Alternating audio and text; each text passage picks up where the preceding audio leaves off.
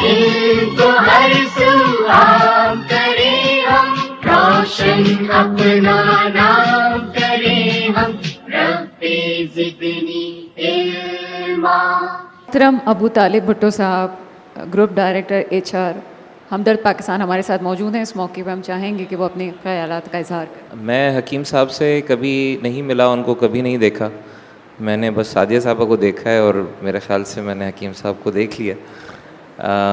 हम रोज़ जब मुख्तलिफ़ मामलात पे गुफ्तगू करते हैं इदारे में, तो उसमें जो एक चीज़ मैंने यहाँ पे देखी सीखी, जो सादिया साहबा मुझे कहती भी हैं कि मतलब वैसे सोचिए किसी के लिए भी जैसे हकीम साहब सोचते।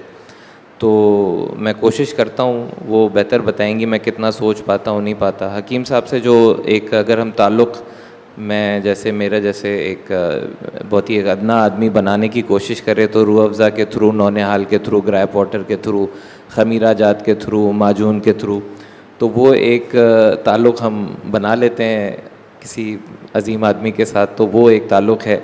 बाकी जहाँ तक इदारे की बात है, तो इदारे में जिस तरह के फ़ैसले सादिया साहबा की गाइडेंस में हम करते हैं, मेरे ख़्याल से हकीम साहब का जो मिशन था, जो मकसद था, वो अभी भी रवां दवां है और इंशाअल्लाह रवां दवां रहेगा।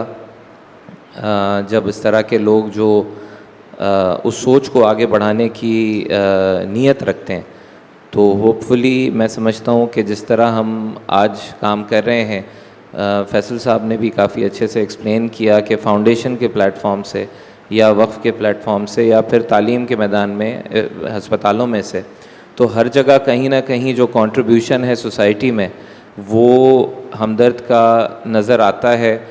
इस इदारे में आने से पहले शायद इतनी मुझे वाक़फ़ियत नहीं थी इस चीज़ से कि मैं समझूं कि ये इदारा क्या कर रहा है, जो कि किसी को नज़र भी नहीं आता।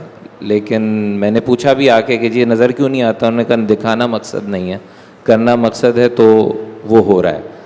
तो यही मैं कहना चाहूँगा आज के दिन से। शुक्रिया, थैंक यू।